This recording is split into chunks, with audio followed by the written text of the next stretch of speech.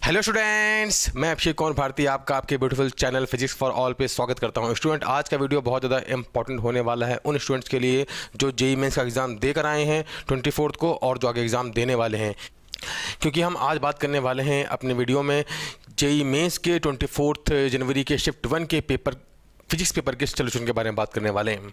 तो हमने क्या है, बहुत सारे बच्चों से बातें की कि आपको पेपर कैसा लगा, और बच्चों के एनालिसिस पे, बच्चों की जो अंडरस्टैंडिंग पे बेसिस पर जो ओवरऑल पेपर था वो एक्चुअली अगर बात करें ओवरऑल पेपर जो था वो इजी टू मॉडरेट था।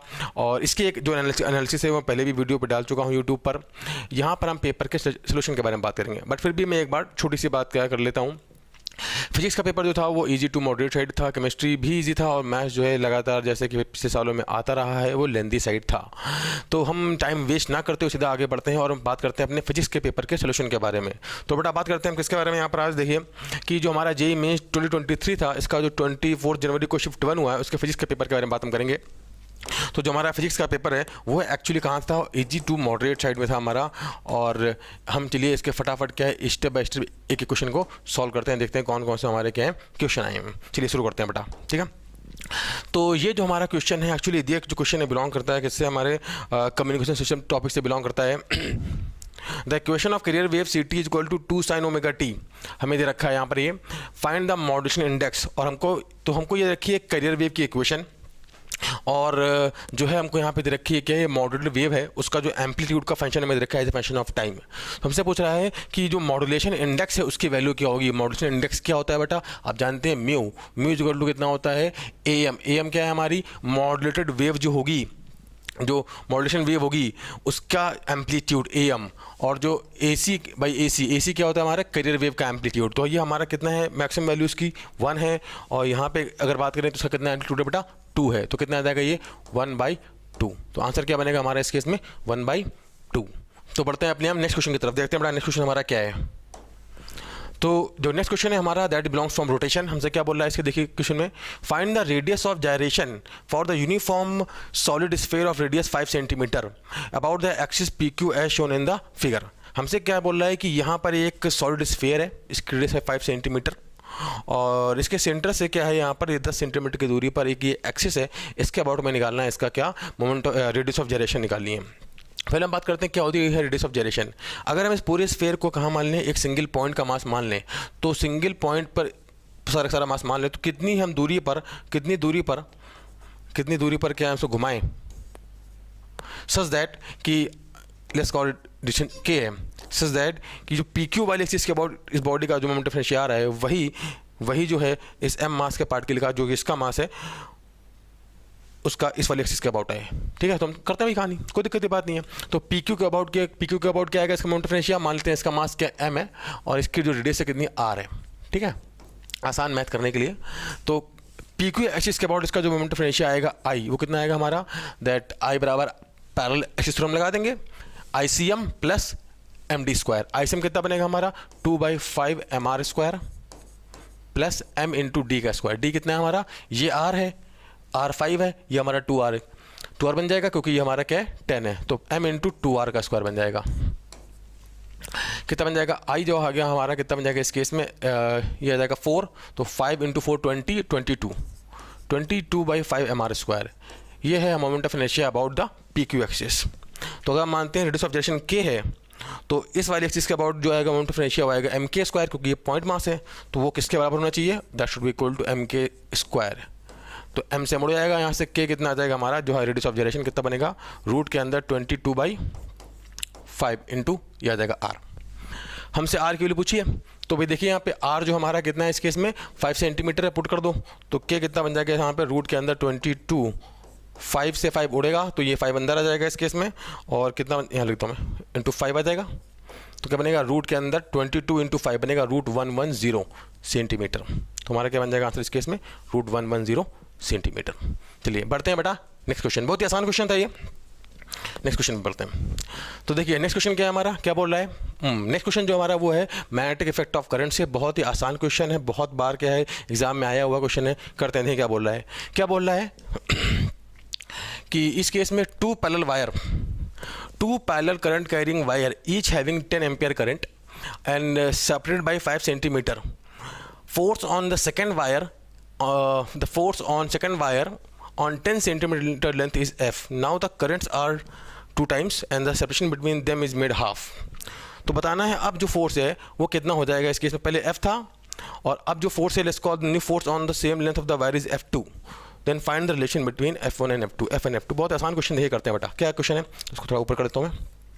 तो क्या बोल रहा है यहाँ पर देखिए कि ये दो करंट कैरिंग वायर हैं, लेट्स कॉल है ना, ये दो करंट कैरिंग वायर हैं और इन दोनों में क्या है सेम करंट फ्लो कर रही है। ठीक है, इनके बीच की दूरी कितनी है डी है। इसको वायर 1 बोल देते हैं, इसको वायर 2। तो हम जानते हैं बहुत ही आसान क्वेश्चन है, दो पैरेलल करंट कैरिंग वायर की वजह से यूनिट लेंथ पे कितना फोर्स लगता है उसका फॉर्मूला आपने पढ़ रखा है F/L। ये फोर्स पर यूनिट लेंथ क्या आ जाएगा μ0/2 पाई। I1 I2 दोनों में करंट सेम है इसलिए क्या बन जाएगा I इंटू आई स्क्वायर बन जाएगा बाई डी। ये है फोर्स पर यूनिट लेंथ। तो एल लेंथ पे कितना फोर्स लगेगा भाई μ0/2 pi into I square by D into L आ जाएगा। ये है एल लेंथ पर फोर्स। नंबर से आप पुट कर लो, डी की वैल्यू हमें दे रखी है, आई की दे रखी है, एल की दे रखी है। हमसे क्या बोल रहा है इस केस में करंट को हम डबल कर दें और जो दूरी है डिस्टेंस डी को हाफ कर दें तो बताना है फोर्स F2 हो जाता है। तो अब फोर्स F2 आता है तो F2 कितना बनेगा μ0/2 पाई। आई हमारा क्या बन जाएगा 2i का स्क्वायर और डी क्या बनेगा हमारा d/2 इंटू लेंथ तो हमारी वही है जितनी लेंथ पर पहले फोर्स लग रहा था। तो अब फोर्स हमारा F2 बन जाता है। तो उसको सॉल्व करें तो क्या बनेगा F2 इक्वल टू होगा μ0/2 pi into I square by D into L. ये आ जाएगा 4, ऊपर जाएगा क्या बनेगा 8। तो देखो ये लिखा हुआ है F, तो F2 इक्वल टू कितना आ जाएगा 8 इंटू F। तो जो F2 और F में रिलेशन है वो क्या है बेटा, the relation between F2 and F क्या है F2 इक्वल टू 8F। बहुत ही आसान क्वेश्चन है। चलिए आगे बढ़ते हैं।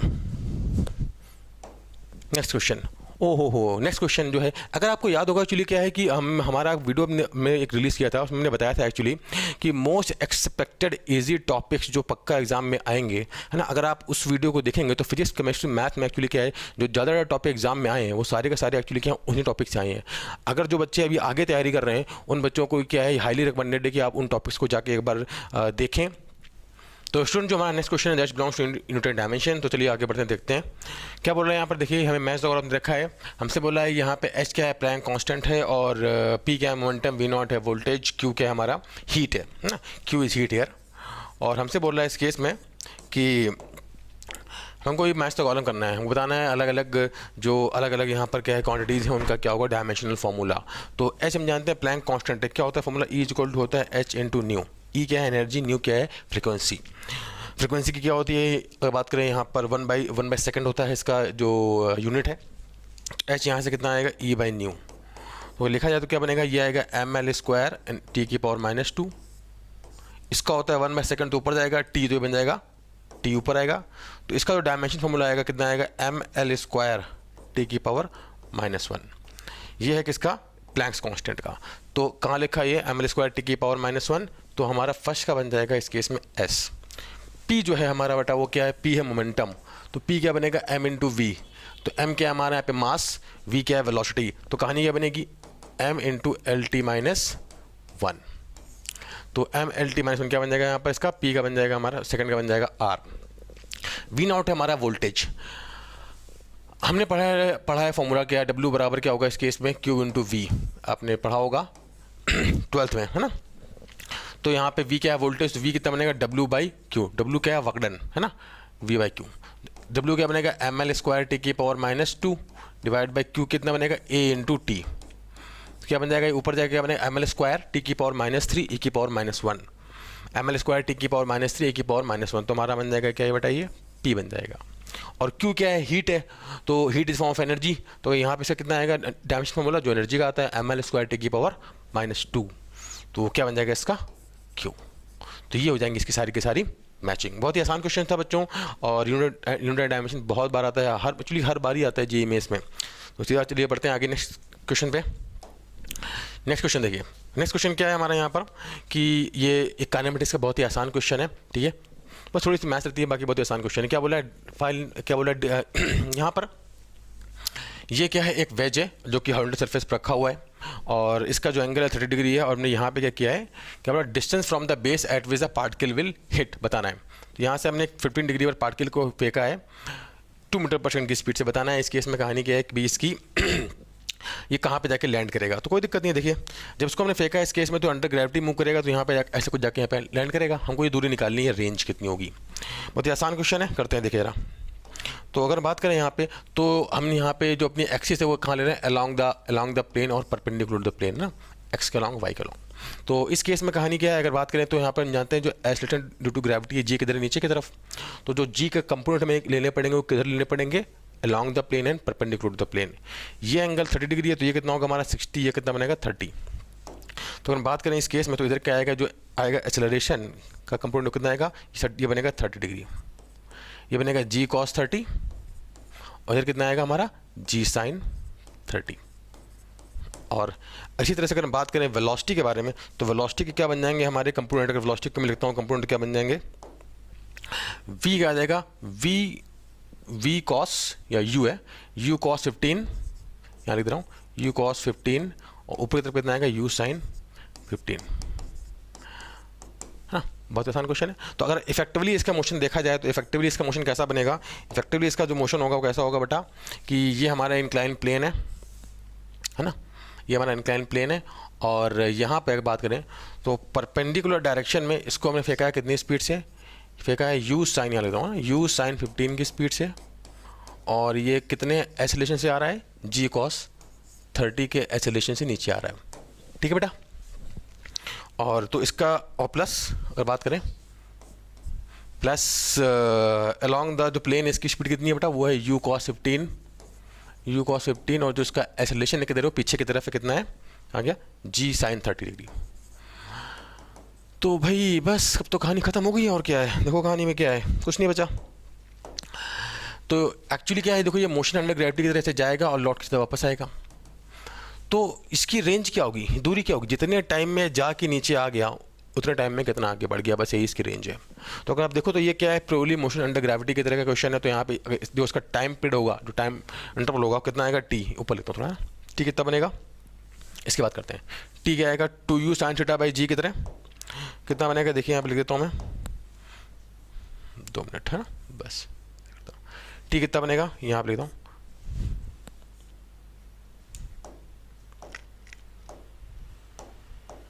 टी आ जाएगा हमारा 2 इंटू कितना है, u sin 15 divide by g cos 30। ये वो टाइम है जितने टाइम में लौट के वापस आ जाएगा। अब इतने टाइम में कितना आगे बढ़ गया, तो इसकी जो इनिशियल वेलोसिटी है कितनी है, u cos 15 है, और जो इसका डी एक्सेलरेशन है कितना है हमारा, g sin 30। बस क्योंकि बॉडी मूव करिए कांस्टेंट एक्सेलरेशन से, तो we can apply equation of motion s equal to ut plus half at square.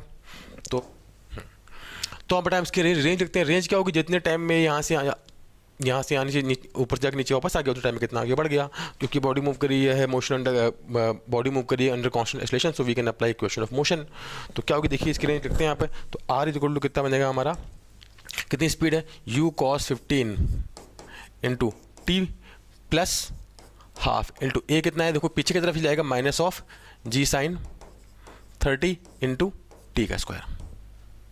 ये बन जाएगा, हमको मैथ सॉल्व करनी है, काम खत्म, बस टी की वैल्यू पुट करनी है यहाँ पर। देखिए क्या बनेगा, r इक्वल टू आ जाएगा हमारा u cos 15 इंटू टी, ये लिखा हुआ है, क्या बात है, लिखते हैं देखिए 2u sin 15 by g cos 30, ये है t। ओहो क्या भाई मैथ अच्छे से हो गई है, थोड़ी सी मैथ हो जाएगी, चलिए देखो थोड़ी सी मैथ करते हैं। प्लस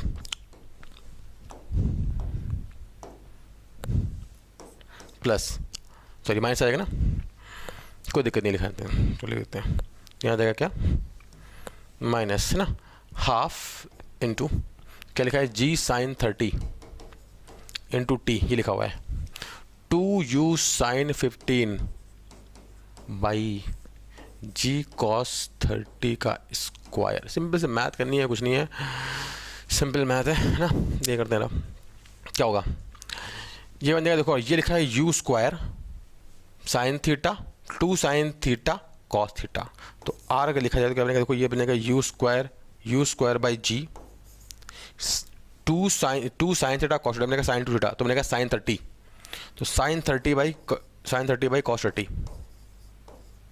माइनस, देखो भाई ये क्या बनेगा g एक बार लिख देते हैं, कोई दिक्कत नहीं है, जी साइन 30 बाई 2, कोई दिक्कत नहीं, लिख देते हैं ठीक है।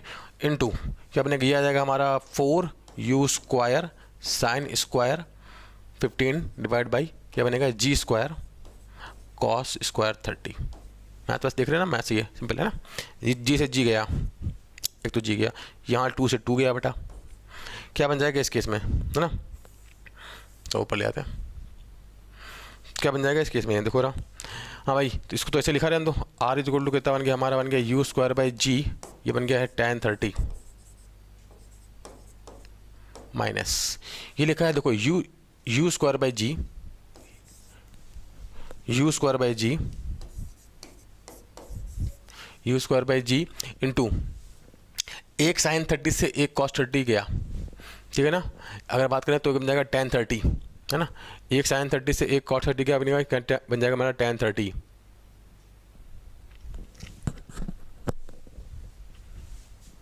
इंटू tan 30 इंटू बन जाएगा 2, है ना, क्योंकि 2 लिखा हुआ है, और ये क्या लिखा हुआ है हमारा, ये हमारा लिखा हुआ है इस केस में, लेता हूँ कोई दिक्कत नहीं, 2 यहाँ लिखता हूँ, 2 साइन स्क्वायर 15 बाई कॉस 30, क्या बात है। तो देखिए भैया क्या बन गया हमारा, ये आर इज इक्वल टू आ गया है U square by G tan 30 बाहर निकाल लो, है ना, tan 30 बाहर आ गया, अंदर क्या बचा 1 माइनस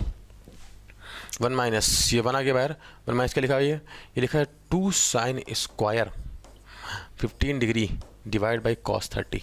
अब हमें साइन 15 की वैल्यू निकालनी नहीं है यहाँ पर, देखिए क्यों, क्योंकि हम क्या करेंगे, सिंपल सी मैथ करेंगे यहाँ पर। देखिए आपने पढ़ा होगा कॉस 2 थीटा का फॉर्मूला, कॉस 2 थीटा का फॉर्मूला क्या होता है, कॉस 2 थीटा का फॉर्मूला क्या होता है बेटा, अगर लिखा जाए तो कॉस 2 थीटा साइन के फॉर्म में 1 माइनस होता है 2 साइन स्क्वायर थीटा, तो 2 साइन स्क्वायर थीटा क्या बनेगा हमारा इस केस में, इसको तो ले आओ 1 माइनस कॉस 2 थीटा, ये बन जाएगा बेटा, है ना, बस वैल्यू पुट करनी, खत्म काम, क्या बन जाएगा, देखिए यहाँ पर बन गया है आर इज इक्वल टू आ गया हमारा U square by G tan 30,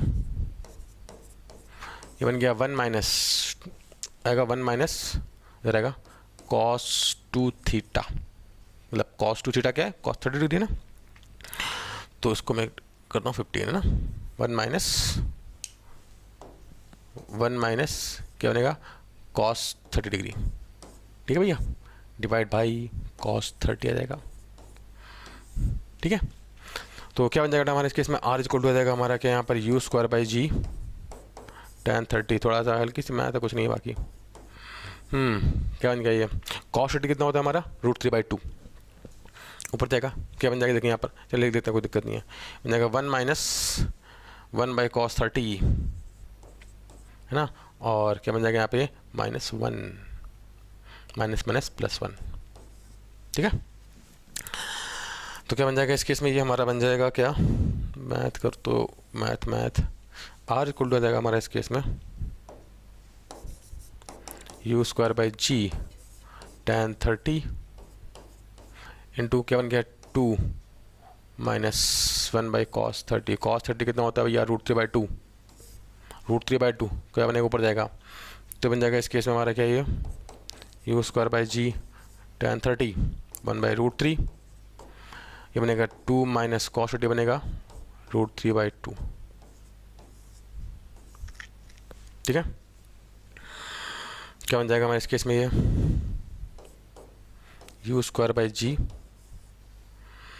√3 minus के अंदर 2 बाहर आ गया, 2 यू स्क्वायर बाई जी, ऊपर बन गया √3 माइनस 1 बाई नीचे क्या आ गया 3, ये बन गया, यू की वैल्यू में कितनी दे रखी थी बेटा,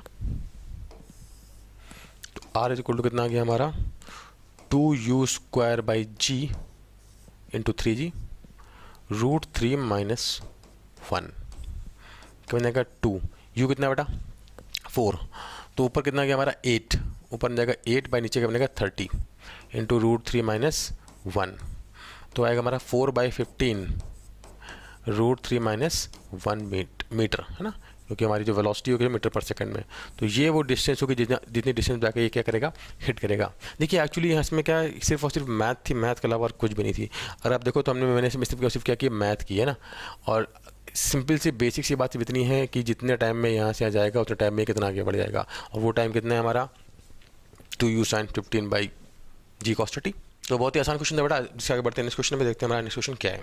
क्या बोल रहा है कि भाई calculate the ratio between the bandwidth and the quality factor for the given circuit. Okay, AC का क्वेश्चन है, बहुत ही आसान क्वेश्चन है। अब जो है हम ये जो मैंने अपना वीडियो बनाया तो उसमें मैं बताया भी था मैंने कि एक्चुअली जो रेजोनेंस वाला पार्ट है वहाँ से बच्चों के क्वेश्चन आते हैं, तो चलिए क्वेश्चन उसी साइड से है, ये करते हैं। तो अगर बात करें यहाँ पे तो हमसे पूछ रहा है कि इस केस में क्या बैंडविड्थ, हमसे पूछ रहा है इस केस में क्या कि बैंडविड्थ और क्वालिटी फैक्टर, बैंडविड्थ और क्वालिटी फैक्टर का जो क्या होगा, क्या रेशियो होगा। तो बैंडविड्थ हमारी क्या होती है, आप जानते हैं 2 डेल्टा ओमेगा, और क्वालिटी फैक्टर हमारा क्या है, Q। हमसे इनका रेशियो पूछ रहा है, ठीक है ना, बस हमें और कुछ नहीं करना है, ठीक है। तो अगर हम क्वालिटी फैक्टर लिखें तो क्वालिटी फैक्टर क्या होता है बेटा, हमारा क्वालिटी फैक्टर होता है ओमेगा। ओमेगा क्या होती है, जो रेजोनेटिंग फ्रिक्वेंसी होती है, divide by bandwidth 2 delta omega, ठीक है भाई। हमसे इस केस में क्या पूछ रहा है, इनका रेशियो ये पूछ रहा है हमसे। तो कोई दिक्कत नहीं भाई, यहाँ पर जो है क्यू उठा के चिपका देते हैं, तो क्या बनेगा, देखें आप इस केस में कहानी क्या बन जाएगी। तो 2 डेल्टा ओमेगा तो लिखा ही लिखा है, डिवाइड बाय कहानी क्या बन जाएगी, यहाँ पर क्यू की वैल्यू क्या बन जाएगी, ओमेगा, और ये जो हमारा क्या ऊपर जाएगा 2 डेल्टा ओमेगा, क्या बनेगा इस केस में 2 डेल्टा ओमेगा का स्क्वायर बन जाएगा, ठीक है। तो अगर बात करें यहाँ पे जो बैंडविड्थ है उसकी वैल्यू क्या होती है, R/L। तो R/L का स्क्वायर बनेगा R/L का स्क्वायर इंटू क्या बन जाएगा, ओमेगा। और क्योंकि ये ओमेगा कौन सा, ये ओमेगा जो है वो रेजोनेटिंग फ्रिक्वेंसी है ना। ओमेगा कौन सी फ्रिक्वेंसी है, रेजोनेटिंग फ्रिक्वेंसी, ठीक है। तो इसमें ये क्या आएगा, हम जानते हैं ओमेगा इक्वल टू कितना होता है 1/√LC। तो उसको उठा के यहाँ पुट कर देंगे, वैल्यू सॉल्व करेंगे, काम खत्म, फिनिश। क्या आएगा, R²/L² इंटू क्या बनेगा, रूट के अंदर LC जाएगा ऊपर। तो सॉल्व करने पे कितना बन जाएगा हमारा, यहाँ पे लिख देता हूँ मैं, ये स्क्वायर लिखा हुआ है, ठीक है ना, ये स्क्वायर लिखा हुआ है। तो सॉल्व करने पे हमारा यहाँ पे क्या आ जाएगा भाई, इसको अब मैथ करनी है बस, और कुछ नहीं करना है। तो इसको सॉल्व करेंगे, क्या बनेगा, ये आएगा R² है ना, ऊपर आएगा √C, नीचे बन जाएगा इस केस में क्या, L⁵3/2। बस उसको मैं सॉल्व करना है। ये हमारा रेशियो है, R किलो में दे रखी है, 5 मैथ करनी है, और C किलो दे रखी है 0.2 माइक्रोफैरड, और L किलो देखिए 0.2 henry. We can solve it, simple question है। चलिए बच्चों आगे बढ़ते हैं, नेक्स्ट क्वेश्चन। नेक्स्ट क्वेश्चन क्या बोल रहा है भाई, देखिए ये जो है हमारा ग्रेविटेशन से है, बहुत ही सिंपल क्वेश्चन है, और ऐसे क्वेश्चन जनरली क्या है क्लास में किए जाते हैं, क्लास में करते हैं हम लोग। क्या बोल रहा है, देखिए the weight of object on earth surface is क्या है, 18 न्यूटन। क्या बोल रहा है, देखिए क्या बोल रहा है, the weight of object on the earth surface is 18 newton if the object is taken 3200 kilometre above the earth surface, then the weight of the object will be in newton कितना होगा। दे करते हैं हम यहाँ पे। तो हम जानते हैं कि अगर वेट लिखा जाए किसी ऑब्जेक्ट का कितना आता है, W = m/g अर्थ के सरफेस पे, जहाँ g क्या है, एक्सेलरेशन ड्यू टू ग्रेविटी है ना, ऑन अर्थ सरफेस। तो g कितना होता है हमारा, m/gm/r का स्क्वायर। और अगर हम अर्थ के सरफेस से ऊपर जाते हैं तो लेट्स कॉल वेट W' हो जाता है, कितना हो जाएगा, g इंटू m इंटू क्या बनेगा, देखते हैं यहाँ पर कितना बन जाएगा, यहाँ पर इस केस में m इंटू जो वहाँ पे g' होगा, g' कितना बनेगा, gm/r + h का होल स्क्वायर, ये बन जाएगा। और हम जानते हैं r जो होता है वो कितना होता है, 6400 किलोमीटर। तो h हमारा क्या एक्चुअली r/2 है, यहाँ पर r क्या है, अर्थ रेडियस। तो क्या बनेगा, g into m into small m divide by, ये हमारा कितना है, 80 न्यूटन है, ठीक है। ये बन जाएगा r + r/2 का स्क्वायर। क्या बन जाएगा इसके, हम देखिए तो g into m into small m divide by, नीचे आ जाएगा r², ये बनेगा आई थिंक 3/2, तो बनेगा 9/4, बनेगा 4/9 है ना, 9 ऊपर 4 नीचे। तो अब जो वेट आएगा W' कितना बन जाएगा, देखिए ये लिखा है 4/9 times of the weight of the object, ये लिखा है W। तो ये हमारा लिखा है 18, यहाँ 18 पुट करेंगे कितना आ जाएगा, तो W' आएगा हमारा 8 न्यूटन। तो हमारा आंसर क्या बन जाएगा इस केस में, हमसे बोल रहा है वेट इन न्यूटन कितना आएगा, 8। तो बहुत ही आसान क्वेश्चन था बच्चों, आगे बढ़ते हैं, लेते हैं नेक्स्ट क्वेश्चन हमारा क्या है। नेक्स्ट क्वेश्चन क्या देखते हैं बेटा, नेक्स्ट क्वेश्चन क्या बोल रहा है यहाँ पे, एक करंट इलेक्ट्रिसिटी का क्वेश्चन है, बहुत ही आसान क्वेश्चन। देखिए बच्चों आगे बढ़ते हैं, क्या बोल रहा है, in the circuit shown find the current through the R4। तो हमें ये सर्किट रखा है यहाँ पर, R1 ये R1 है 2 ओम, R2 2 ओम है, R3 3 ओम है, R4 20 ओम है, R5 5 ओम है, और यहाँ पे बैटरी लगी है 24 वोल्ट की, और 3 ओम का क्या है, इंटरनल रेजिस्टेंस है। तो हमसे पूछ रहा है भाई इन दोनों जो रेजिस्टेंस है इनके थ्रू कितनी करंट आएगी, हमको अलग अलग ऑप्शन दे रखा है। तो चलिए बेटा देखिए सॉल्व करते हैं इसको आगे ना। नीचे मैंने क्या है यहाँ पे सर्किट बना दिया है ना, बना हुआ है, तो सॉल्व करते हैं। देखिए बेटा क्या बोला इस क्वेश्चन में। तो भाई अगर आप देखो यहाँ पे ध्यान से, तो कहानी क्या है भाई, ये दोनों जो किसमें आपस में, ये दोनों हैं आपस में पैरेलल में। तो अगर देखा जाए दोनों आपस में पैरेलल में, तो कहानी क्या बनेगा, 1 1 बन जाएगा, 1 1 सॉरी 2 2 1 ओम। तो यहाँ पर आ जाएगा ये 1 ओम, और ये लिखा बना है यहाँ पर क्या, ये बना है 3 ओम, तो बनेगा हमारा ये क्या 3 ओम। और ये दोनों क्या है पैरेलल में, पैरेलल में तो क्या बनेगा, अगर दो रेजिस्टेंस पैरेलल में होते हैं, लेट्स कॉल R1 R2, तो इनका कितना रेजिस्टेंस आता है R1 R2 divide by R1 plus R2। तो इन दोनों का इक्विवेलेंट कितना आएगा, R1 into R2 divide by R1 plus R2, 25 आएगा। ये बन गया 100, ये बन गया 5, कितना बन जाएगा 25, कितना बनेगा 4 आ जाएगा। तो यहाँ आ जाएगा हमारा क्या 4 न्यूटन, और नीचे लगा है 24 वोल्ट की बैटरी, है ना। ये मैं हमारा कितना 24 वोल्ट की बैटरी, यहाँ लगा हुआ हमारा 3 ओम। तो बस अगर हमें इसमें सर्किट में करंट लिखें, टोटल करंट कितनी आएगी, ये बन गया 4 4 3 8 11। तो जो हमारी करंट आई आ जाएगी कितनी बनेगी, 24/11 एम्पियर।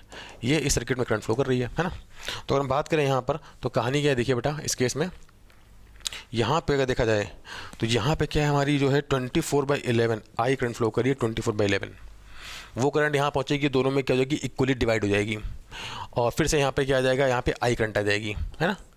अब इसमें करंट जा रही है, उसको उन्होंने I4 बोला है, उसको हम थोड़ी देर के लिए I4 मतलब बोल देते हैं, I4 बोलते हैं, ये हमारा I5 है। तो अगर हम यहाँ पे करंट लिखें I4 और I5, तो मैं ये लिख देता हूँ, है क्या बनेगी, देखिए एक लाइन में लिखता हूँ, ठीक है। I4 करंट क्या आएगी, यहाँ लिखते हैं I4 करंट क्या बनेगी, क्या होगी, जो करंट जा रही है इसमें टोटल करंट क्या होती है, करंट टोटल करंट इंटू सामने वाले का रेजिस्टेंस बाय दोनों का सम। तो क्या बनेगी I इंटू सामने वाले का रेजिस्टेंस कितना है 5 डिवाइड बाय दोनों का सम कितना बनेगा 25। तो जो करंट आ जाएगी I4 वो आ जाएगी I/5, और I हमारा कितना है बेटा, I है हमारा 24, तो कितना हो जाएगा इसके 24/11, 24/55 एम्पियर, ये है I4 की वैल्यू। ऐसे अगर बात करें I5 को, तो यहाँ लेता हूँ I5 जो आ जाएगा हमारा इस वाले ब्रांच में करंट क्या बनेगा कि भाई टोटल करंट इनटू सामने वाले का रेजिस्टेंस 20 डिवाइड बाय दोनों का सम कितना बनेगा 25। तो I5 कितना बन जाएगा हमारे यहाँ पर, ये आ जाएगा 4/5, तो 4I/5, और I के लिए पता में लिखिए यहाँ पर कितना बनेगा 96/55 एम्पियर। तो ये दोनों हमारे क्या बन जाएंगे यहाँ पे ऑप्शन, जो हमें जहाँ दे रखा है वही हमारा क्या है, क्या 24 और 96 कहाँ दे रखा है भैया, बी ऑप्शन में रखा बना है, तो हमारा बी हमारा क्या है आंसर है ना, 24/55 96/55। बढ़ते हैं बेटा नेक्स्ट क्वेश्चन में, देखते हैं हमारा नेक्स्ट क्वेश्चन क्या है इस केस में। ओके तो क्या बोला है इस केस में, 2 चार्जेस Q1 Q2, ओके। तो ये जो क्वेश्चन है हमारा कहाँ का है, ये है इलेक्ट्रोस्टैटिक्स का, बहुत ही आसान क्वेश्चन, देखिए करते हैं। क्या बोला है, 2 charges Q1 Q2 are separated by distance d are placed in a medium of dielectric constant k, if they are placed in air then find the equivalent distance at which they are experiencing the same force। क्या बोल रहे हैं यहाँ पर, देखिए कि भाई दो चार्जेस Q1 Q2 हैं, ये दो चार्जेस हैं Q1 Q2, दो चार्जेस हैं Q1 और Q2, ये दोनों क्या रखे हैं यहाँ पर इस समय जो K भरा है डाइलेक्ट्रिक वहाँ पे रखे हुए हैं, और उस समय क्या इनके बीच की दूरी D है। तो इस समय जो इनके बीच में फोर्स लगता है, हम जानते हैं डाइलेक्ट्रिक मीडियम में जब रखे होते हैं चार्जेस, कितना फोर्स लगता है भाई, 1/4 पाई एप्सिलॉन के एप्सिलॉन आता है, 1/4 पाई के एप्सिलॉन नॉट, है ना, into Q1 Q2 by T square force आएगा। हमसे बोल रहा है कि ये दो चार्जेस जो हैं वो इस केस में कहानी क्या है, ये दोनों के दोनों चार्जेस जब एयर में रखे होंगे तो सेम फोर्स लगने के लिए इनके बीच की दूरी मान लेते हैं, लेट्स कॉल क्या होती है R हो जाती है ना। तो एयर में जब रखें तो इनके बीच सेम फोर्स लगने के लिए कितनी दूरी होनी चाहिए, तो क्या आगे देखिए F फोर्स कितना आएगा, F डैश आएगा 1/4 pi epsilon not into Q1 Q2 by R का स्क्वायर। तो भैया ये दोनों फोर्स बराबर होनी चाहिए, तो क्या आएगा K into D square equal to कितना बन जाएगा, R स्क्वायर बन जाएगा। तो K into D square is equal to हमारा आ जाएगा R स्क्वायर, तो R इज इक्वल टू कितना आ जाएगा हमारा √K इंटू टी। तो जब इतनी दूरी पर रखे होंगे चार्जेस तो क्या होगा, इन दोनों के बीच में वही फोर्स लगेगा जब कहाँ रखे थे, ये के डायरेक्ट्रिक के मीडियम रखे थे। बहुत ही आसान क्वेश्चन था, ऐसे क्वेश्चन आप क्लास में करते हैं, बहुत ही आसान क्वेश्चन था बेटा ये, ठीक है। चलिए आगे बढ़ते हैं नेक्स्ट क्वेश्चन। ओके क्या बोल रहा है एलएलएम का क्वेश्चन है, ये बहुत ही सिंपल। आप इससे क्वेश्चन आप क्लास में किए भी होंगे। क्या बोल रहा है, in the given diagram 2 blocks of masses कितना है, m1 equal to 4 kg, m1 equal to 4 kg और m2 इक्वल टू कितना हमारा यहाँ पर 1 kg रखा हुआ है। Are placed over a smooth fixed wedge connected by the ideal string over the smooth pulley. अच्छा, ये 2 ब्लॉक हैं, इसका मास कितना है हमारा 4 kg, इसका मास हमारा 1 kg है, और ये दोनों क्या है वेज पर रखे हुए हैं। हमको बताना है इस केस में भाई कि इन दोनों की जो स्ट्रिंग होगी इसमें कितना होगा टेंशन। तो कोई दिक्कत की बात नहीं है। देखिए बेटा, हम जानते हैं इस केस में कहानी क्या होगी भाई, ये अगर यहाँ पर इसे लिखते हैं, कोई दिक्कत नहीं। तो भाई देखिए आप, इसका मास क्या है, इसका मास 1 kg है, इसका मास कितना है हमारा 4 kg है।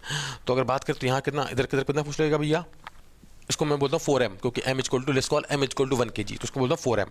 तो इधर लगेगा कितना हमारा 4mg sin 60, इधर लगेगा 4mg कॉस्ट 60, और इधर नॉर्मल उसको बैलेंस कर लेगा, प्लस टेंशन टी इधर लगेगी, है ना, जिसकी वजह से ए के एक्सेलरेशन से ये इधर आएगा। और हमारा m2 को हमने बोला है क्या m, क्योंकि 1 kg है, तो इधर लगेगा हमारा क्या mg sin 30, और इधर टेंशन टी लगेगा। इसकी वजह से क्या होगा यहाँ इस केस में, क्योंकि ये इस डायरेक्शन में जो फोर्स है वो क्या है, इससे कम है, तो इफेक्टिवली किधर है, नीचे की तरफ जाएगा, मतलब इस साइड आएगा ये। तो अगर हम लिखें यहाँ पे इस केस में जो एक्सेलरेशन, तो डायरेक्टली लिख सकते हैं क्या भाई, कि यहाँ पे जो पुलिंग फोर्स है 4mg sin 60 minus mg sin 30 divide by total mass. तो जो इसका आएगा एक्सेलरेशन ए लिखा जाए तो ए की वैल्यू कितनी आ जाएगी हमारी, ए की वैल्यू आ जाएगी हमारी, ए की वैल्यू क्या आ जाएगी बेटा 4mg sin 60 माइनस कितना आ गया हमारा mg sin 30 divide by total mass कितना आ गया हमारा 5m। m से मुड़ा दो, है ना, कितना बन गया देखिए। तो भाई सॉल्व कर लेते हैं इसको, कितना हमारा ये आ जाएगा g इंटू sin 60 बनेगा √3/2, ये लिखा है 4, तो बनेगा कितना 2√3, है ना, माइनस ये बनेगा 1/2 इंटू 1/2, है ना, और बाहर क्या लिखा है हमारे यहाँ पर 5। तो जो हमारा आ जाएगा इस केस में एक्सेलरेशन अगर लिखा जाए तो हमारा बनेगा ये 10/5 बन जाएगा 2। तो इस केस में अगर लिखा है तो बन गया 2 बन जाएगा हमारा ये, और ये सिंपल मैथ है, और इधर बनेगा 2√3 माइनस 1/2। तो इसमें लिखा जाएगा एक्सेलरेशन क्या बनेगा, ये ऊपर आकर लिखते हैं थोड़ा, है ना। तो इस केस में जो हमारा ए की वैल्यू आ जाएगी, एक्सेलरेशन की वैल्यू ए की जो वैल्यू कितनी आएगी बेटा, ये बनेगा 4√3 माइनस 1, है ना, ये रहेगा 4√3 माइनस 1 मीटर पर सेकंड स्क्वायर। हमसे बोल रहा है भाई find the tension in the string. तो कोई दिक्कत की बात नहीं, ऊपर की तरफ मूव कर रहा है, क्या आएगा इसमें टेंशन, स्ट्रिंग में टेंशन कितनी आएगी T minus mg sin 30 is equal to m में, T minus mg sin 30 is equal to कितना बनेगा m में, तो टी कितना आ जाएगा बेटा हमारे यहाँ पर m उधर जाएगा ऐड हो जाएगा, तो g sin 30 प्लस a आ जाएगा, है ना। g कितना है हमारा, g हमारा है 5 है, g हमारा 10 है, तो ये बन जाएगा 10/2 5 बन जाएगा। तो g हमारा कितना बन जाएगा यहाँ पर, t की हो जाएगी, t कितना बन जाएगा बेटा हमारा, है ना, m इंटू 5 प्लस a कितना, a हमारा लिखा हुआ है 4√3 माइनस 1, तो कितना बन जाएगा ये t इक्वल टू हमारा आएगा m है 1 बन जाएगा 4 plus 4√3 Newton. This is the tension in the string, है ना। सिंपल क्वेश्चन था, बहुत ही आसान क्वेश्चन था, इस क्वेश्चन अपने क्लास में की भी होंगे। चलिए बच्चों आगे बढ़ते हैं नेक्स्ट क्वेश्चन पे, देखते हैं हमारा नेक्स्ट क्वेश्चन क्या है। वेव का क्वेश्चन है, क्या बोल रहा है, the question of wave is given as y is equal to 0.05 sin 2x minus 40 centimetre में, ऑब्वियसली बात है ना। हमसे बोल रहा है फाइंड द वेव वेलोसिटी। तो ये वेव है जो कि किधर मूव कर रही है, पॉजिटिव एक्स में मूव कर रही है, इस वेव की क्वेश्चन निकालनी है। हम जानते हैं भाई वेव क्वेश्चन अगर लिखे जाए यहाँ पर, तो सॉरी वेव वेलोसिटी, तो वेलोसिटी क्या होती है यहाँ पर, वेलोसिटी भी क्या आती है भाई, कि जो हमारा t के साथ कोफिशिएंट है that function that number divide by जो x का कोफिशिएंट है ओमेगा बाई k। तो कितना आएगा इस केस में, ये हमारा जो t का कोफिशिएंट कितना है 4 है, और जो हमारा x का कोफिशिएंट कितना है वो 2 है, तो कितना बनेगा 4/2 बन जाएगा 2 सेंटीमीटर पर सेकेंड। खत्म, आसान क्वेश्चन था। नेक्स्ट क्वेश्चन क्या बोला है, if a ball is thrown, okay देखते हैं क्वेश्चन क्या, if a ball is thrown from ground in vertical plane it attains a maximum height of 360 metre. अच्छा, find the maximum distance of the ball can cover on the ground keeping the projection speed constant. तो ये एक बेटा बहुत ही standard question है जो आपने किया होगा काइनेमेटिक्स में, बहुत बहुत बार कराया जाता है, हर क्लास में कराया जाता है पूरे इंडिया में। क्या बोला है देखिए, जब एक बॉल को जब हम फेंकते हैं क्या ऊपर की तरफ, तो मैक्सिमम हाइट अटेन करती है। ऑब्वियसली बात है, मैक्सिमम हाइट अटेन कब करेगी, जब पूरी की पूरी वेलोसिटी किधर होगी, वर्टिकल डायरेक्शन में, तभी अटेन करेगी। अगर आपने एक भी कंपोनेंट ऐसे फेंका है ना इस डायरेक्शन में, तो वेलोसिटी का एक कंपोनेंट किधर, वेलोसिटी का जो कंपोनेंट लेकर इधर की तरफ ऊपर की तरफ कम आएगा, तो इस केस में मैक्सिमम हाइट अटेन नहीं कर पाएगी। मैक्सिमम हाइट अटेन करने के लिए इसकी पूरी पूरी वेलोसिटी किधर होनी चाहिए, ऊपर की तरफ। तो मान लेते हैं इसको हमने यू से फेंका है और ये अंडर ग्रेविटी मूव कर रही है, तो भैया मैक्सिमम हाइट कितनी आएगी इस केस में, एच मैक्स, वाई कितना आएगा, यू स्क्वायर बाई 2g। अब क्या बोल रहा है, इसको अगर हम फेंकें हॉरिजॉन्टल क्या बोलते हैं इस हॉरिजॉन्टल सरफेस पे, तो मैक्सिमम रेंज कितनी आएगी अगर हम उसी स्पीड से फेंकते हैं। तो मैक्सिमम रेंज कब आती है, जब हम कैसे फेंकते हैं इसको 45 डिग्री पर। तो 45 डिग्री फेंकेंगे तो रेंज कितनी आएगी, मैक्सिमम आएगी भाई, कितनी आएगी यहाँ पर, you square by ji, you square by g, sine 2 theta आती है, साइन 2 इंटू 45, साइन 91 बन जाएगा। तो ये हमारा आर मैक्स है और ये एच मैक्स है। तो अगर लिखा जाए तो यहाँ कितना बनेगा, देखो यहाँ पर यह हमारा कितना का 2 इंटू 2 टाइम्स ऑफ एच मैक्स आ जाएगा, उसका डबल है। तो भाई मैक्सिमम हाइट इस केस में कितनी आएगी, मैक्सिमम हाइट क्या जाएगी, एच मैक्स का डबल हो जाएगी। ये हमारा 360 है, तो ये हमारा कितना आ जाएगा इस केस में 720। सिंपल क्वेश्चन था बेटा, ठीक है। आगे बढ़ते हैं, देखते हैं नेक्स्ट क्वेश्चन हमारा क्या बोल रहा है भाई। देखिए, which of the statement, photo electric effect का क्वेश्चन है, बहुत आसान क्वेश्चन देखिए करते हैं। क्या बोल रहा है, which statement is correct about the photo electric effect. In given statement में से कौन सा स्टेटमेंट जो है हमारा फोटो इलेक्ट्रिक इफेक्ट के लिए करेक्ट है, देखते हैं। क्या बोल रहा है, मैक्सिमम काइनेटिक एनर्जी जो है हमारा, क्या बोल रहा है यहाँ पर, maximum kinetic energy, maximum kinetic energy depends upon the intensity of light. Maximum kinetic energy क्या होती है फोटो इलेक्ट्रिक इफेक्ट में, हम जानते हैं कि मैक्स इज इक्वल टू कितना होता है हमारा एच न्यू माइनस 5, ये होती है बेटा। मैक्सिमम काइनेटिक एनर्जी किस पर डिपेंड करती है, फोटोन की एनर्जी पर और work function of the metal पे, वो इंटेंसिटी ऑफ लाइट पे डिपेंड नहीं करती है। तो ये तो पूरी तरह से गलती स्टेटमेंट है। क्या बोला, स्टॉपिंग पोटेंशियल, अब बोला stopping potential is dependent only on the work function of the material, के मैक्स। तो जब लिखेंगे तो क्या हो जाता है, यहाँ पर बन जाता है क्वेश्चन आती है ई वी नॉट, जहाँ वी नॉट क्या है स्टॉपिंग पोटेंशियल, इक्वल टू क्या बनेगा एच न्यू माइनस 5, ये बन जाएगी क्वेश्चन। तो अगर देखा जाए तो स्टॉपिंग पोटेंशियल जो है हमारा किस पर डिपेंड कर रहा है, वो डिपेंड कर रहा है किस पर, फोटोन की एनर्जी पर, फ्रिक्वेंसी पर, वेवलेंथ पर। ऑब्वियसली बात है उसकी एनर्जी डिपेंड कर रहा है, तो जो लैम्डा और न्यू पर तो डिपेंड करेगा ही करेगा, और वर्क फंक्शन पर डिपेंड कर रहा है। तो हमसे क्या बोला है, ओनली वर्क फंक्शन पर डिपेंड करता है, तो गलत है पूरी तरह से ना, गलत है। फिर क्या बोला है, तो ये भी गलत हो गया हमारा, ये भी गलत है, ये भी गलत है। अब क्या बोल रहा है हमसे इस केस में, photo electric effect can be explain by the wave nature of the light. गलत है, ये तो पूरी तरह से गलत है भाई। फोटो इलेक्ट्रिक जो इफेक्ट है वो तो क्या है, ऑब्वियसली बात है वो पार्टिकल नेचर ऑफ लाइट का ही कोई शो करता है ना, ऑब्वियसली बात है, तो गलती है। फिर क्या बोल रहा है, फोटो इलेक्ट्रिक इफेक्ट जो है, photo electric effect can be explain by the particle nature of light, ये करेक्ट ऑप्शन है, ऑब्वियसली बात है करेक्ट ऑप्शन है ना। बहुत ही आसान क्वेश्चन था बेटा, मतलब बहुत ही एकदम सीधा आंसर लगाने वाला क्वेश्चन था। बढ़ते हैं आगे नेक्स्ट क्वेश्चन पे। नेक्स्ट, ओहो कितना आसान क्वेश्चन देखिए, क्या बोला है, फाइंड द रेशियो ऑफ, क्या बोला है, ये magnetic effect of current question हमसे क्या बोल रहा है, ये करंट कैरिंग कॉइल है और find the ratio of B at the centre to the B on the axis. ये करंट कैरिंग कॉइल है, इसके सेंटर पर मैग्नेटिक फील्ड आता है, लेट्स कॉल B1, और यहाँ पर आता है एक्सिस पर आता है और दूरी पर B2। तो मैं बताना है B1 में B2 का रेशियो क्या होगा। बहुत ही आसान क्वेश्चन, आपने इसके फॉर्मूले पढ़ा होगा। देखिए बात करें तो मैग्नेटिक फील्ड एट सेंटर कितना आता है, μ0/2 I/R आता है ना, कहाँ पर, इसके सेंटर पे। और एक्सिस पर जो करंट कैरिंग कॉइल के मैग्नेटिक फील्ड का फॉर्मूला होता है B2, इसको 2 बोल देता हूँ, B2 क्या बनेगा, μ0/4 पाई I इंटू 2 पाई R का स्क्वायर, अगर रेडियस R है, और हम x दूरी पर लिख रहे हैं, divide by R square plus x square की पावर 3/2, है ना। जिससे उड़ जाता है तो यहाँ पर क्या आता है, नीचे 2 आता है। तो B2 कितना बन जाएगा इस केस में, अगर हम R दूरी पे लिखते हैं तो μ0/4 पाई उड़ जाएगा, तो उसको मैं हटा ही देता हूँ, मैं कैंसिल हो जाएगा इससे ना, क्या बनेगा μ0/2, इसको ऐसे याद रखना है ना, इंटू क्या बनेगा I इंटू R स्क्वायर, नीचे क्या बनेगा देखिए यहाँ पर, ये बनेगा R square plus R square की पावर 3/2। तो अगर हम लिखते हैं यहाँ पर मैग्नेटिक फील्ड B2, तो B2 कितना बन जाएगा, μ0/2 I, है ना। ये लिखा है R स्क्वायर, 2R स्क्वायर बन जाएगा, और पहले 2 को हम साइड में कर लेते हैं, क्या बनेगा, ऊपर R 2 की पावर 3/2, 2√2 ले लेते हैं ना, 2√2 बन जाएगा, 2 की पावर 3/2 2√2 होता है।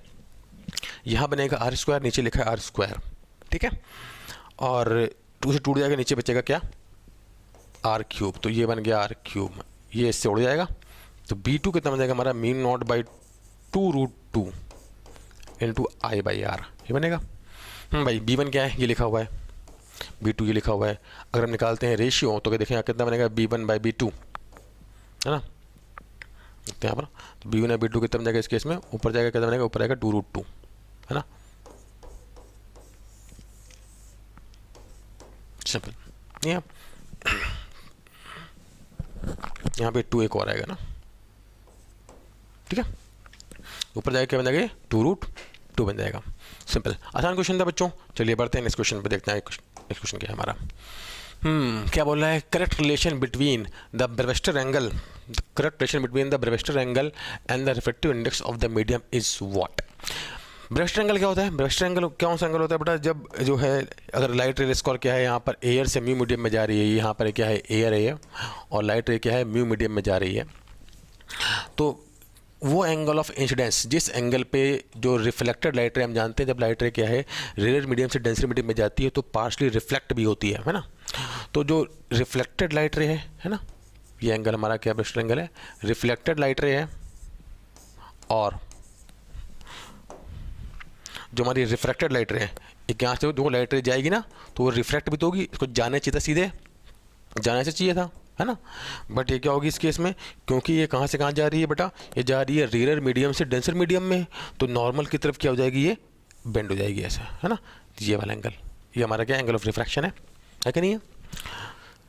तो ब्रेविस्टर एंगल वो एंगल होता है जब रिफ्लेक्टेड लाइट रे, हाँ, जब रिफ्लेक्टेड लाइट रे और हमारी कौन सी जो रिफ्लेक्टेड लाइट रे, दोनों क्या होती है, दूसरे के परपेंडिकुलर होती है, 90 डिग्री होती है। तो जिस एंगल पे लाइट रे होती है इंसिडेंट, उसे बोलते हैं ब्रेविस्टर एंगल। तो देखिए भाई बहुत आसान है, खत्म हो गया। तो इस केस में कहानी क्या है भाई, ये हमारा क्या है, ये अगर थीटा पी तो ये भी थीटा पी होगा, तो ये हमारा थीटा पी है, तो ये हमें कितना बनेगा 90 माइनस थीटा पी, ये बनेगा हमारा 90 माइनस थीटा पी, और ये कितना बन जाएगा हमारा, ये बन जाएगा थीटा पी, तो ये बनेगा हमारा क्या आर, जो बन जाएगा 90 माइनस थीटा पी। बस अब यहाँ पे हम लगा सकते हैं क्या, स्नेल्स लॉ। तो क्या बनेगा, देखिए बेटा लिखते हैं अब स्नेल्स लॉ क्या बनेगा, 1 into sine mu into sine theta P is equal to क्या बनेगा, म्यू इंटू साइन, म्यू कितना है यहाँ पर 1 है, यहाँ कितना है म्यू है, साइन 90 माइनस थीटा पी। तो नीचे आएगा क्या बनेगा, साइन बाई कॉस बनेगा tan theta P is equal to कितना बन जाएगा म्यू, ठीक है। तो हम थीटा पी लिखें तो कितना बनेगा यहाँ पर ब्रेविस्टर एंगल tan इनवर्स म्यू। बहुत ही आसान क्वेश्चन था, सिंपल। तो हमारा आंसर क्या बनेगा बेटा, theta P equal to tan inverse mu. Simple question था बेटा, ऐसे क्वेश्चन आपने क्या बहुत भी क्लास में किए होंगे, बहुत सिंपल क्वेश्चन है, मतलब पेपर का जो लेवल है एकदम ही मतलब इस बार जेईई में इसने बहुत ही नीचे क्या एकदम डाउन कर दिया है। चलिए आगे बढ़ते हैं, नेक्स्ट क्वेश्चन देखते हैं क्या बोल रहा है बेटा। देखिए ओके, तो ये हमारा क्वेश्चन कहाँ से है, ये मॉडर्न फिजिक्स से क्वेश्चन है, और हमारा क्वेश्चन कहाँ से है, न्यूक्लियस से है। क्या बोल रहा है देखिए बेटा, assuming that the mass of the neutron and the proton is 1.67 10 to the power minus 27 kg and the radii of the nuclei is given by r is equal to r naught a की power 1/3, okay, where r naught is given to s, the ratio of nuclei density to the density of the water is। तो कोई दिक्कत नहीं, देखिए अगर बात करें यहाँ पर डेंसिटी ऑफ वाटर क्या होगी, हम लिखें अगर kg पर मीटर क्यूब में होती है 10 to the power 3 kg पर मीटर क्यूब, तो तुम्हें पता ही है हमको बस डेंसिटी ऑफ न्यूक्लियाई निकालनी है ना। ये करते हैं, वैसे हम जानते हैं डेंसिटी ऑफ न्यूक्लियाई क्या होती है बेटा, कांस्टेंट होती है, फिर भी एक बार निकाल लेते हैं आपकी वैल्यू। तो डेंसिटी क्या है, देखिए डेंसिटी क्या है, mass of the nuclear divide by इसका वॉल्यूम। मास क्या होगा, अगर बात करते हैं लेट्स कॉल यहाँ पर कि हमारे न्यूक्लियर वो कितना है ZXA है ना। तो A क्या है इसका मास नंबर, तो उसमें कितने नंबर ऑफ न्यूक्लियॉन है, total A number of nucleon है, तो उसका मास कितना होता है AMU, है ना। तो AMU इसका मास होता है डिवाइड बाई वॉल्यूम। वॉल्यूम क्या है, क्योंकि ये एक हम न्यूक्लियर की बात कर रहे हैं तो स्फेरिकल लेते हैं, तो क्या बनेगा यहाँ पर 4/3 पाई आर क्यू, आर यहाँ पे क्या है इसकी रेडियस है। तो डेंसिटी इसकी लिखें तो क्या बनेगी, देखिए बेटा यह देगा हमारा A जो है A डिवाइड बाई यहाँ 1 एम कितना होता है 1.67 10 to the power minus 27 kg divide by कितना बनेगा इस केस में हमारा, यह है 4/3 पाई इंटू आर, आर क्या बनेगा आर नॉट A की पावर 1/3 ना, आर नॉट A की पावर 1/3, इसका कर दें हम क्या बेटा क्यूब कर देते हैं, ठीक है। क्या बनेगा देखिए ओके, चलो लिख देते हैं आप, ठीक है A into 1.67 10 to the power minus 27 की जी, वैसे ये फिक्स वैल्यू होती है, फिर भी एक बार निकाल लिया करते हैं ना, 4/3 पाई इंटू क्या बनेगा आर नॉट का क्यूब इंटू A से उड़ गया, ठीक है। क्या बनेगा देखिए आगे रखते हैं ओके, आर नॉट क्या था 1.5 10 पावर माइनस 15 था, तो ये लगभग बनेगा 10 पावर 45, ऊपर जाएगा इससे सब्ट्रैक्ट होगा 45 माइनस 20 10 पावर 18, ठीक है। तो अगर रो लिखा जाए यहाँ पर रो, तो यहाँ पे क्या आएगा समथिंग इंटू 10 पावर 18। अच्छा, समथिंग क्या है देखिए आप, समथिंग क्या लिखा है, ये लिखा है 1.67 है ना, 1.67, और ये क्या लिखा है हमारा 4/3 पाई, 4/3 पाई इंटू आर नॉट, ये कितना था हमारा 1.5 का क्यूब। ओ हो, देखो भाई देखते हैं ये क्या लिखा है, ये हमारा लिखा है पाई 3.14, इससे उड़ेगा तो लगभग ये 1 आएगा है ना, क्योंकि 3.14 एक बार एवरेज मैथ करते हैं, ज़्यादा मैथ हमें एग्जाम में करनी नहीं है ना, सिंपल एक बार सॉल्व करना है, तो आएगा 3.14 है ना, तो ये से उड़ जाएगा तो यहाँ लगभग 1 आएगा, तो ये बनेगा 4, ये 4 है, ये 1.5 का स्क्वायर होता है 2.2 है, तो लगभग ये लगभग क्या है 10 के आसपास आएगा। तो जब इसे डिवाइड होगा तो यहाँ पे जो नंबर आएगा 10 पावर 17 का ऑर्डर का आएगा। तो अगर लिखा जाए तो यहाँ पर रो जो आएगा हमारा क्या आएगा, रो का जो ऑर्डर आएगा, रो हमारे जिस ऑर्डर का आएगा वो आएगा 10 पावर 17 का ऑर्डर का आएगा। यहाँ पे कुछ लिखा होगा, लेट्स कॉल कुछ भी नंबर लिखा होगा है ना, kg/m³। तो ये डेंसिटी ऑफ न्यूक्लियस है हमारा, ठीक है ना। और डेंसिटी ऑफ वाटर लिखा जाएगा तो यहाँ पर density of nucleus divide by density of water, तो यहाँ पे ये हमारा लिखा है जिस ऑर्डर का 10 पावर 17 डिवाइड बाई 10 पावर 3, यहाँ पे इस ऑर्डर की बात चली, इस ऑर्डर का है वैसे, तो किस ऑर्डर का आएगा 10 पावर 14 kg पर, जो फ्रिक्वेंसी ये तो क्या है रेशियो है ना, तो इस ऑर्डर का नंबर आएगा हमारा।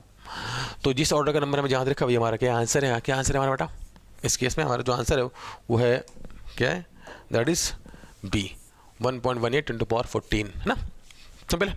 चलिए बच्चों आगे बढ़ते हैं, नेक्स्ट क्वेश्चन पर, सिंपल क्वेश्चन था। नेक्स्ट क्वेश्चन देखते हैं क्या बोल रहा है, देखिए क्या बोल रहा है, एसेशन रीजनल क्वेश्चन है, और इस बार पेपर में क्या फिजिक्स में एसेशन, फिजिक्स और केमिस्ट्री में क्या एसेशन रीजनल क्वेश्चन भी आए थे। चलिए देखते हैं क्या क्वेश्चन है, क्या बोल रहा है, elevator can move with constant velocity, an elevator can move with constant velocity if its weight is balanced by tension in the cable। देखिए तो अगर मान लीजिए यहाँ पे ये क्या, ये कोई एलिवेटर है, एग्जांपल के लिए बात करें, यहाँ पे कोई एलिवेटर है और यहाँ पे केबल में क्या बात करें तो केबल में क्या टेंशन टी है, तो इस पर टेंशन टी ऊपर लग रहा है, डब्ल्यू वेट किधर है, नीचे की तरफ है भाई।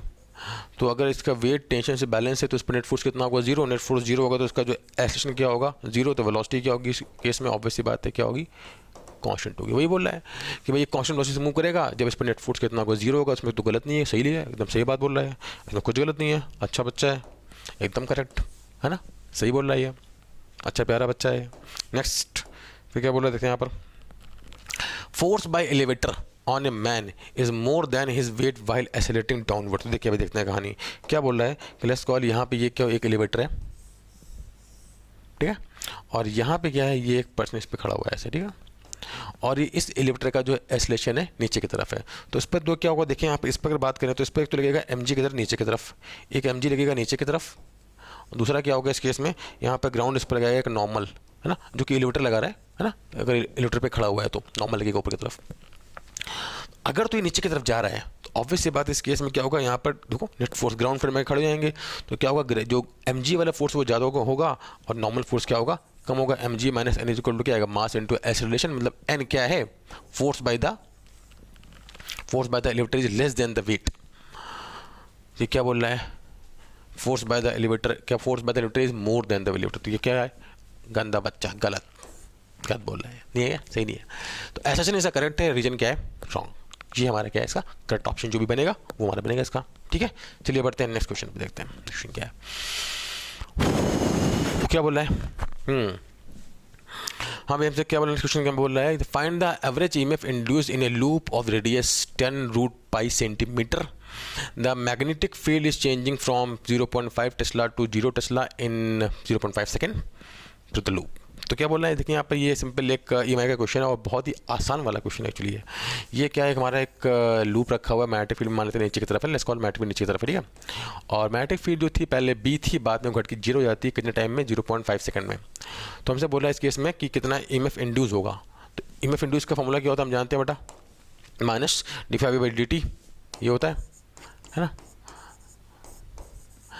माइनस यहाँ पे क्या बताता है, लेंज लॉ, कि भाई जो करंट होगी यहाँ पे, करंट और ईएमएफ इंड्यूस होगा वैसे से इंड्यूस होगा कि अपने ओरिजिनेट होने का अपोज करेगा। माइनस साइन से हमको यहाँ पे मतलब नहीं है, हमको किससे मतलब इसके मैग्नीट्यूड से मतलब है।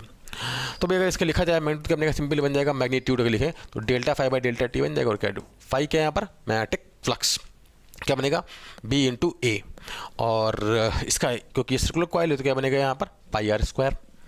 तो हम लिखें यहाँ पर इसका ए एम एफ इंड्यूस तो क्या बनेगा B into pi R square minus कितना है यहाँ पर जो इनिशियल फ्लक्स था फाइनल फ्लक्स कितना हो गया, जीरो हो गया क्योंकि बी कितना है zero, zero into pi R square divide by delta T कितना है बेटा, डेल्टा टी हमारा यहाँ पर कितना है 0.5, क्या बनेगा B into pi R square. Pi हमारा कितना है, बस सर में लिखनी है, पाई पाई है और आर कितना है हमारा 10 रूट पाई का स्क्वायर बाई टी, टी कितना है 0.5। ये हमारा क्या होगा इस केस में एफ इंडूस आएगा, कितना बनेगा बी की वैल्यू है हमको दे रखा है 0.5 टेस्ला, ठीक है वैल्यू पुट करनी है बस। पाई का पाई है 10 रूट पाई स्क्वायर, क्या बात है, क्या बनेगा ऊपर आएगा 100, ठीक है और ये बनेगा पाई बाई 0.5। अच्छा एक बात और, आर जो यहाँ पे क्या है, आर किस में है हमारा सेंटीमीटर में, तो 10 टू पावर माइनस 2 का स्क्वायर आएगा 10 टू पावर माइनस 4 बन जाएगा, ठीक है ना। ये 0.5 3.5 क्या, ठीक है भैया, पाई स्क्वायर बन जाएगा 10, तो क्या बन जाएगा यहाँ पे पाई स्क्वायर बन जाएगा 10। तो इस केस में कहानी क्या बन जाएगी देखा जाए यहाँ पर, तो हमारा एम एफ आ जाएगा कितना बनेगा 10 टू पावर 3, 10 टू पावर 3, ठीक है इंटू 10 टू पावर माइनस 4, ठीक है। तो अगर लिखा जाए तो इस केस में कहानी क्या बन जाएगा, यहाँ पे से उड़ जाएगा 10 टू पावर माइनस 1 वोल्ट, जो कि कितना होगा लगभग हमारा 100 मिली वोल्ट के बराबर होगा, ठीक है ना। तो हमारा आंसर क्या बनेगा इस केस में 100 मिली वोल्ट। सिंपल क्वेश्चन, बहुत ही आसान वाला क्वेश्चन था, ठीक है बेटा। चलिए बच्चों आगे बढ़ते हैं, नेक्स्ट क्वेश्चन में देखते हैं नेक्स्ट क्वेश्चन क्या है।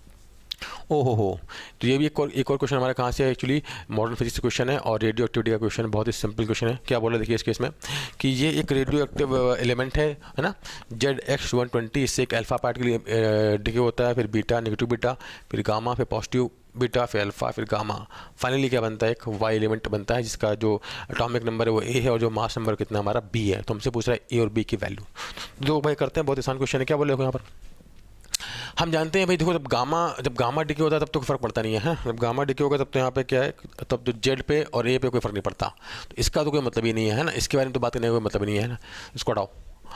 अब जब बात करें यहाँ पर नेगेटिव ब्लड डिके होता है तो जेड 1 से बढ़ता है और जब पॉजिटिव ब्लड डिके होता है तो जेड 1 से घटता है, तो यहाँ पर जितना बढ़ा वहाँ उतना घट गया, उसका भी कोई मतलब नहीं है और ए पे कोई फर्क पड़ता नहीं है। तो इफेक्टिवली देखा जाए तो यहाँ पे क्या है, दो जो है अल्फा पार्टिकल इससे इमिट हुए हैं, इफेक्टिवली कहानी ये है, दो अल्फा पार्टिकल इमिट हुए हैं, एक अल्फा पार्टिकल इमिट होता है तो जेड 2 से घटता है और अगर 2 इमिट हुआ तो जेड 4 से घटेगा। तो भाई यहाँ पे कहानी क्या है, देखो यहाँ पे क्या जेड 4 से घट जाएगा और यहाँ पे कहानी क्या हो जाएगी, ये 8 से घट जाएगा। क्या होता है ना, मान लो ये ऐसा है ना, जेड एक्स ए है तो क्या बन जाता है ये जेड माइनस 2, लेट्स कॉल इसको बोल देता हूँ एक्स डैश है ना, कोई फर्क नहीं पड़ता, या फिर क्या कुछ बोल देते हैं ना, वाई बोल देते हैं, ठीक है इसको वाई ना, वाई क्या बन जाएगा यहाँ पर ये ए माइनस 4 बन जाता है, ये बन जाता है हमारा इस केस में ना। तो ये देखा है इस केस में कहानी क्या बन जाएगी भाई, यहाँ पे दो अल्फा पार्ट के निकले हैं तो क्या बन जाएगा यहाँ पे जेड माइनस 4 हो जाएगा, ए माइनस 8 हो जाएगा, तो ए के लिए क्या बनेगा जेड माइनस 84 माइनस 4 क्या बनेगा 80 और बी क्या बनेगा हमारे इस केस में 120 माइनस 8 क्या बनेगा 112। सिंपल क्वेश्चन था बच्चों। चलिए बढ़ते हैं नेक्स्ट क्वेश्चन पे, देखते हैं क्या नेक्स्ट क्वेश्चन हमारा। नेक्स्ट क्वेश्चन क्या बोल रहा है, okay find if the time period of the oscillation of the block in given by in the figure is pi by root X, then find the value of X. तो यहाँ पे क्या है हमारा एक स्प्रिंग ब्लॉक सिस्टम है, यहाँ पे स्प्रिंग लगी हुई है और ब्लॉक है। हम जानते हैं कि इसकी कंडीशन में कहानी क्या है, ये दोनों स्प्रिंग क्या, देखो अगर इसको हम एक्स से करेंगे कंप्रेस तो ये एक्स से कंप्रेस होगी और ये एक्स से एलोंगेट होगी, और जब दो स्प्रिंग जो हैं तब दोनों में कंप्रेशन या एलोंगेशन सेम होता है तो क्या होती हैं पैरेलल में होती हैं, तो दोनों का के जुड़ जाता है, तो दोनों का के जुड़ जाएगा, इसका के 2 के बन जाएगा, तो एक के इक्विवेलेंट इस केस में कितना बन जाएगा यहाँ पर, दोनों K1 प्लस K2 कितना आ जाएगा 40 न्यूटन पर मीटर। उसका जो टाइम पीरियड आएगा, ये एक सिंपल क्वेश्चन है, 2 पाई रूट m बाई के, put the value and get the answer, simple. m कितना है 2 kg, t कितना जाएगा इसके हमारा 2 पाई, m कितना है बेटा हमारा, m है हमारा 2 kg और k कितना है हमारा 40, ओके क्या बनेगा 2 पाई 1/20 ये अंदर जाएगा, t कितना बनेगा और पाई बाय रूट के अंदर 5। तो x हमारा क्या है इस केस में 5। मतलब इतना आसान पेपर आ रहा है, हे भगवान। मतलब कुछ भी, मतलब ऐसे क्वेश्चन तो क्या मॉक टेस्ट में नहीं देते हम लोग हैं। ऐसा मत करो, एनडीए वाले तो एकदम पूरे बच्चों के लिए खुश होकर दिया है बच्चों को। चलिए आगे बढ़ते हैं, देखते हैं नेक्स्ट क्वेश्चन क्या हमारा बेटा क्या बोल रहा है। क्या बोला है, यूनिफॉर्म रेक्टेंगुलर प्लेट, ये भी थर्मल क्या बोलते हैं, एक थर्मल एक्सपेंशन का क्वेश्चन है। क्या बोल रहा है, a uniform rectangular plate has a hole of diameter d as shown in the figure. The coefficient of the linear expansion of the plate is alpha. Find the change in the diameter of the plate of the hole if the temperature of the plate is increased by delta T. तो भाई अगर क्या है, ये plate है पूरी यहाँ पर, उसमें हमने क्या एक छोटा सा होल कर दिया है। अगर हम इस पूरी की पूरी प्लेट का बढ़ाते हैं टेम्परेचर डेल्टा टी से, तो बताना है इसके डायमीटर में कितना इंक्रीमेंट आएगा। तो सिंपल सी बात है भाई, इस केस में क्या है, देखिए यहाँ पर जब जैसे हम इसका बढ़ाएंगे टेम्परेचर, तो ये पूरी की पूरी जो प्लेट है वो एक्सपांड करेगी, और साथ ही साथ यहाँ पे जो होल है ये उसी तरह से एक्सपांड करेगा कि अगर मान लो यहाँ पे जो हमने कट करके पार्ट हटाया उसी को ला कर रख दें, तो जिस तरह से वो मेटल पार्ट एक्सपांड करेगा उसी तरह से होल भी एक्सपांड करेगा। तो उस मेटल पार्ट के एक्सपांड करने का जो क्या बनेगी क्वेश्चन अगर देखा जाए यहाँ पे, तो लिखते हैं यहाँ पर कहानी क्या बन जाएगी भैया, ये लिख देते हैं। तो डी बराबर रेडियस है, जैसे डी से डायमीटर, डी बराबर क्या बनेगा, डी डैश बराबर D plus D alpha delta T. Simple सी बात है, डी क्या है डायमीटर, तो इंक्रीमेंट क्या बन जाएगा इसके से हमारा D alpha delta T. Answer क्या बन जाएगा इसके से हमारा simple alpha delta T. Simple question है। नेक्स्ट तो देखिए बेटा नेक्स्ट क्वेश्चन क्या हमारा क्या बोल रहा है, a force of 250 newton is acting on a light spring of length 100 metre. The area of cross section is given to us कितना है 6.25 10 to the power minus 4 meter square.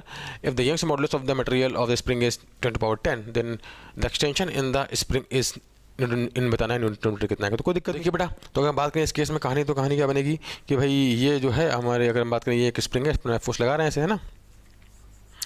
तो हम जानते हैं भाई अगर इस पर एफ फोर्स लगा रहे हैं तो हुक्स लॉ को फॉलो करती है, हुक्स लॉ को फॉलो करेगी। तो यहाँ पर लेट्स कॉल अगर इसका एरिया ऑफ क्रॉस ए है तो F by A stress is equal to क्या बनेगा वाई इंटू स्ट्रेन, और मान लेते हैं इसमें जो एलोंगेशन हुआ वो एक्स हुआ, और इसकी जो इनिशियल कितनी एल है, तो F by A equal to Y into X by L. तो एफ कितना बन जाएगा हमारा वो Y A by L into x.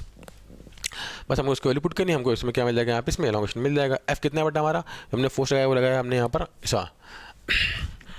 हाँ भाई अगर बात करें यहाँ पे इस केस में यंग्स मॉडल में दे रखा है वाई, बस वैल्यू पुट करनी है। एफ कितना है हमारा, एफ हमारा 250 न्यूटन बराबर वाई हमें दे रखा है 10 to the power 10, और ए जो है एरिया ऑफ क्रॉस सेक्शन हमारा 6.25 10 to the power कितना है हमारा -4 डिवाइड बाई लेंथ कितनी है हमारी, लेंथ है बेटा, लेंथ है हमारी 100 मीटर। तो यहाँ से हमें मिल जाएगा एक्स।